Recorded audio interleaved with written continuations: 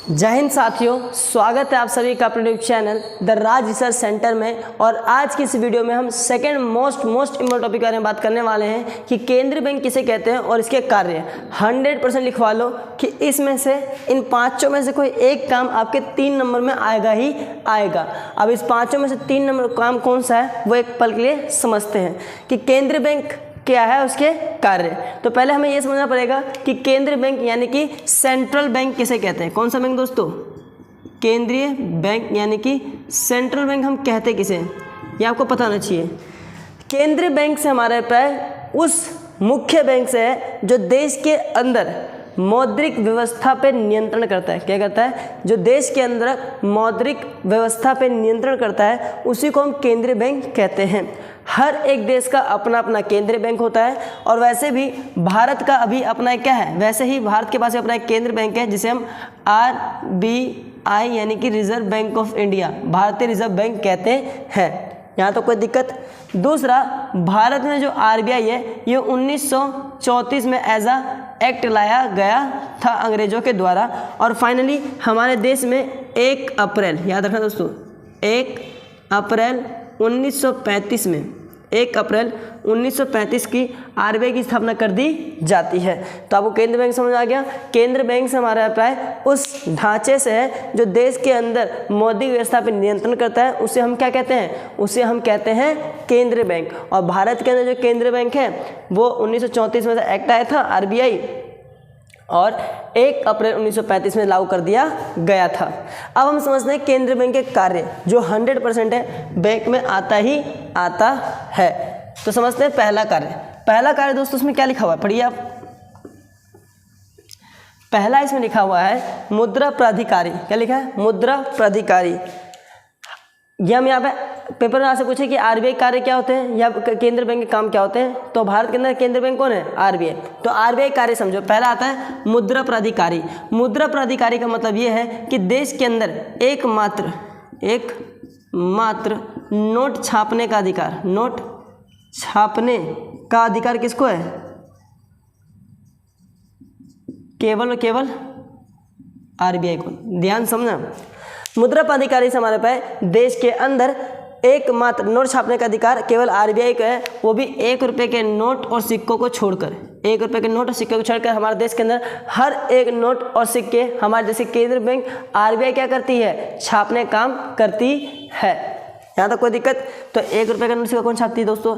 1 रुपये का नोट और सिक्का हमारे वित्त मंत्रालय छापते हैं। 1 रुपये का नोट सिक्का कौन छापते हैं? वित्त मंत्रालय। यहाँ तक कोई दिक्कत? तो पहला पॉइंट हम क्या लिखोगे?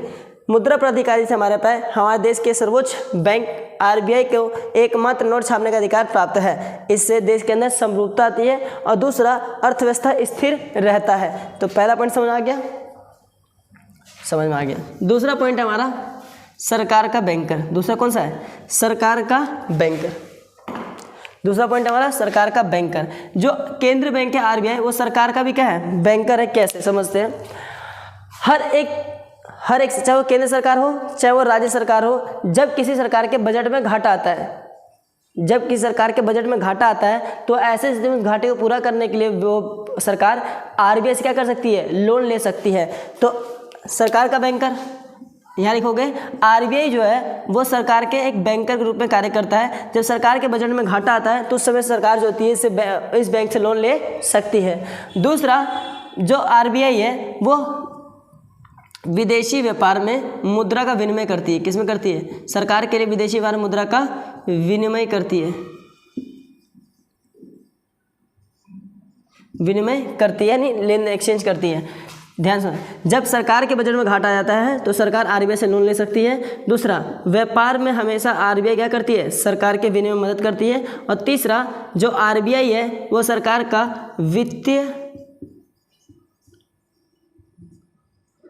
यहाँ मिस हो गया, यहाँ लिखना, वित्तीय सलाहकार के रूप में क्या करती है? काम करती है।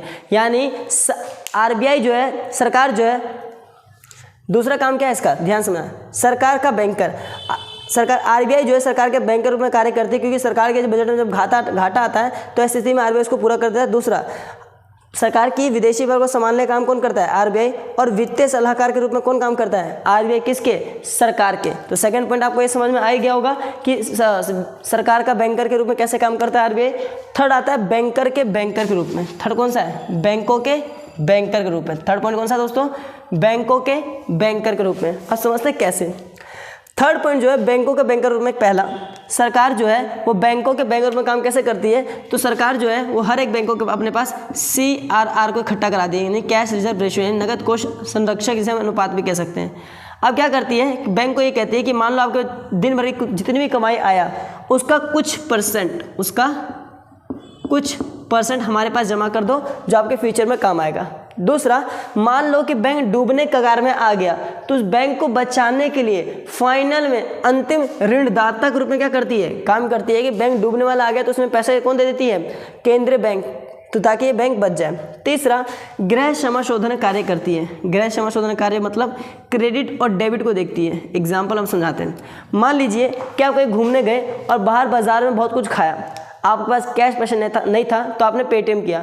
जब आपने पेटीएम, फ़ोन पे, गूगल पे कुछ भी किया तो ऐसी स्थिति में आपने जिसको पैसे पेमेंट की होगी तो उसका बैंक अकाउंट अलग हो सकता है और आपका बैंक अकाउंट क्या हो सकता है? अलग हो सकता है। तो दोनों का बैंक अकाउंट अलग हो गया। तो ऐसे में ध्यान समझो, मैं इंडिविजुअल बता रहा था। मान लेते कैसे 50 लोग होंगे तो ये इसको ट्रांसफर करेगा, ये इसको ट्रांसफर करेगा, इसको ट्रांसफर करेगा, फिर इसको ट्रांसफर करेगा, ये इसको ट्रांसफर करेगा, ये इसको ट्रांसफर करेगा, इसको ट्रांसफर करेगा। ध्यान देखा जाए तो एक जाल नहीं बन गया, क्योंकि इनके क्रेडिट और डेबिट साइड की एक बहुत बड़ा क्या जाल बन जाता है और इस जाल को साफ करना क्लियरिंग हाउस यानी गृह समाशोधन कहलाता है। गृह समाशोधन यहाँ के लिखोगे, गृह समाशोधन समारोह पर जब आरबीआई जो होती है जनताओं द्वारा किए गए क्रेडिट और डेबिट यानी कि क्रेडिट और डेबिट को साफ करने का काम करती है। इसी को क्या बोलते हैं? गृह क्षमाशोधन। तो आरबीआई जो है बैंकों के बैंक के रूप में क्या करता है? काम करता है। तो 3 पॉइंट आपको समझ में आ गया। पहला, मुद्रा प्राधिकारी, सरकार का बैंकर, बैंकों का बैंकर, बैंकों के बैंकर। 3 पॉइंट, नगद कोष संरक्षक, अंतिम ऋणदाता और गृह क्षमाशोधन। चौथा पॉइंट जो हमारा है विदेशी मुद्रा का संरक्षक। चौथा कौन सा है? विदेशी मुद्रा संरक्षक। तो अभी बताया था मैंने, हमारे देश के अंदर केवल विदेशी मुद्रा भंडार रखने का एकमात्र अधिकार किसके पास है? आरबीआई। और सरकार व्यापार भी करती है तो आरबीआई क्या करती है? उस पैसे को ट्रांसफर करती है। अब लास्ट टॉपिक और बढ़ते हैं जो अपने आप में बहुत बड़ा है। एक तरफ इन चार को एक तरफ कर दिया जाए और ये अकेले काफ़ी है कि नहीं? बहुत बड़ा टॉपिक है, समझते हैं इसको। लास्ट में आता है मुद्रा पूर्ति और साख नियंत्रण। तो मुद्रा पूर्ति, बैंक जो है देश के अंदर मनी सप्लाई और मनी कंट्रोल किस तरीके से करती है, इसी कहते हैं मुद्रा पूर्ति और साख नियंत्रण। यहाँ तक समझ में आ गया तो एक बार नोट डाउन कर लो, फिर मैं आगे की ओर भी करवाता हूँ। तो यहाँ तक आपने नोट कर ही लिया। अब लास्ट टॉपिक समझते हैं हमारा मुद्रा पूर्ति और साख नियंत्रण। किसको दोस्तों? मुद्रा पूर्ति और साख नियंत्रण को। बिना कोई टाइम वेस्ट के स्टार्ट करते हैं। देखो, बैंक जो होता है सेंट्रल बैंक, वो मनी को कैसे कंट्रोल करता है, ये कैसे क्रिएशन करता है, ये डिपेंड करता है इन पांचों पे। अगर ये पांच अगर आप समझ गए तो आप समझ जाओगे कि आरबीआई जो होता है देश के अंदर कैसे देश के अंदर कैसे महंगाई और मंदी की स्थिति दोनों कंट्रोल कर सकता है। पहले क्या करके समझते हैं कि होता क्या है। एक है रेपो रेट, अच्छा याद रखना, ये सब ब्याज के नाम हैं। ये दोनों क्या है? एक ब्याज का नाम है, ब्याज के नाम, ठीक है। पहला आता है रेपो रेट। पहला कौन सा आता है? Repo rate. अब समझते हैं, मान लीजिए एक आदमी है और एक बैंक और एक और बड़ा बैंक। इस बैंक का नाम है आरबीआई, इस बैंक का नाम है एसबीआई और इस आदमी का नाम कुछ भी रख ले, पप्पू रख लेते हैं। मान लो कि इस पप्पू वाले आदमी को लोन चाहिए तो लोन कहाँ जाएगा? वो एसबीआई पे जाएगा। किस पे जाएगा? एसबीआई पे। और उसके जरिए क्या लेगा? इसे लोन देगा और जिस ब्याज पे देगा उसे हम साधारण लोन बोलते हैं। 3 प्रकार के लोन, जो मांग ऋण, अल्पकालीन और नगद ऋण था, नगद साख था, इसी में से लोन लेगा। लेकिन मान लो कि एसबीआई के पास ही पैसे खत्म हो गए तो पैसे कहाँ से लेगा? अब ध्यान समझना, एसबीआई आरबीआई से लोन लेगा और आरबीआई इसको लोन देगा और जिस ब्याज पे देगा उसे हम रेपो रेट या बैंक रेट कहते हैं। ध्यान समझना, एक एक करके सब सुनाऊंगा।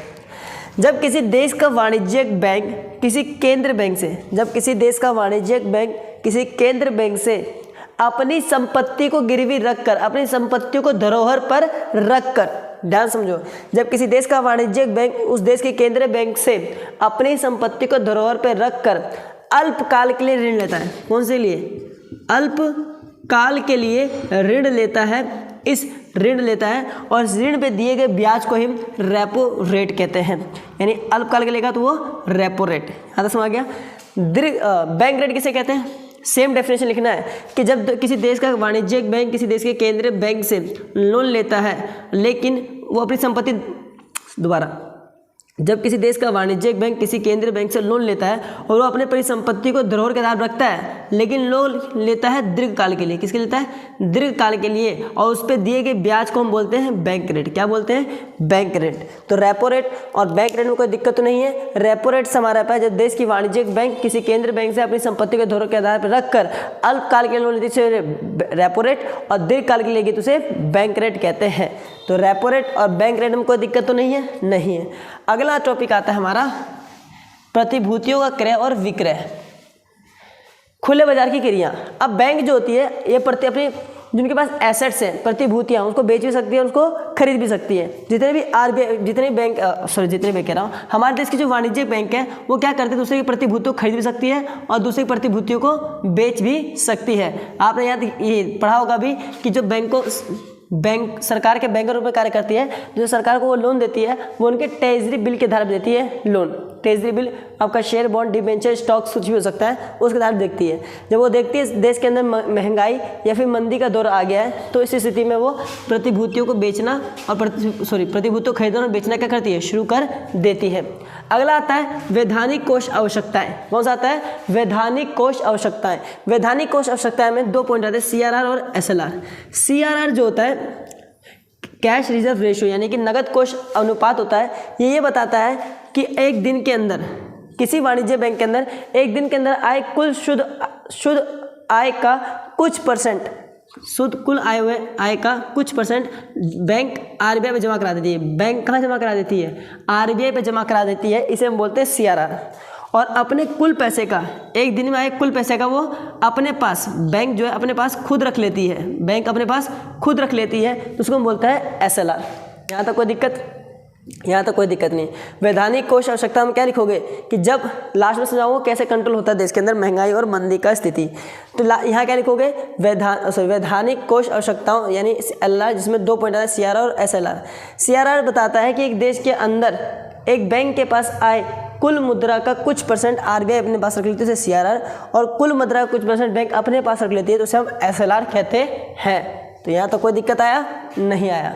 लास्ट में आता है सीमांत आवश्यकताएं। क्या आता है? सीमांत आवश्यकताएं। सीमांत आवश्यकताएं का मतलब हमारा आता है जब किसी वाणिज्य बैंक को RBI से लोन चाहिए, तो ऐसी स्थिति में RBI लोन तो देती है, RBI वाणिज्यिक बैंकों को लोन तो देती है, लेकिन उसको जितना उसे लोन चाहिए उससे उसकी संपत्ति गिरवी रख लेती है। एग्जाम्पल के मान लेते हैं, अगर 100 रुपये का लोन चाहिए, 100 करोड़ का लोन चाहिए, तो बोलेगा 60 करोड़ की संपत्ति अपने पास रखो, तब हम आपको क्या देंगे? 120 करोड़ की संपत्ति अपने पास रखो, तब हम आपको कितना देंगे? 100 करोड़ का लोन देंगे। इस तरीके से लोन देती है सीमांत आवश्यकताएं। अब पेपर में मोस्ट इंपोर्टेंट ये समझना है आपको कि मान लो देश के अंदर महंगाई की स्थिति है, महंगाई की स्थिति है, ठीक है, तो देश में RBI पैसे कैसे कंट्रोल कर सकती है?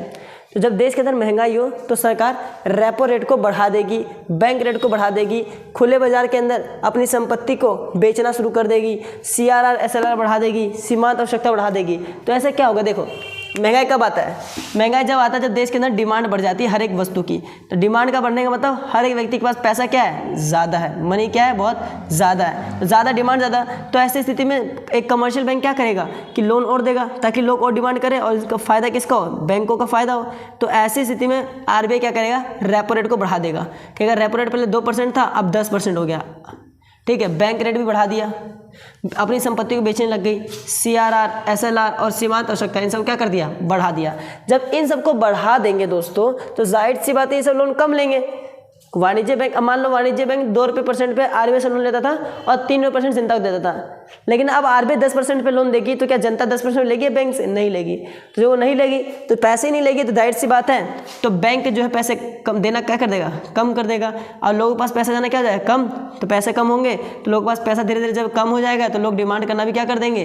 कम। और डिमांड करने से कम के तो महंगाई से सीधा कहाँ पाएंगे? संतुलन पा जाएंगे। किस पा जाएंगे? संतुलन। वैसे अगर मंदी की स्थिति हो तो याद रखना इन सभी को घटा देंगे और इसको बेचना शुरू कर देंगे। इन सब क्या कर देंगे? घटा देंगे। तो आई होप आपको अब इस पूरे वीडियो को समझ में आ ही गया होगा कि एक आरबीआई किसे कहते हैं, आरबीआई की स्थापना कब हुई थी, इसके पीछे उद्देश्य क्या था और इसके क्या क्या कार्य हैं। अगर वीडियो अच्छा लगे तो वीडियो को जरूर शेयर करें। जय हिंद।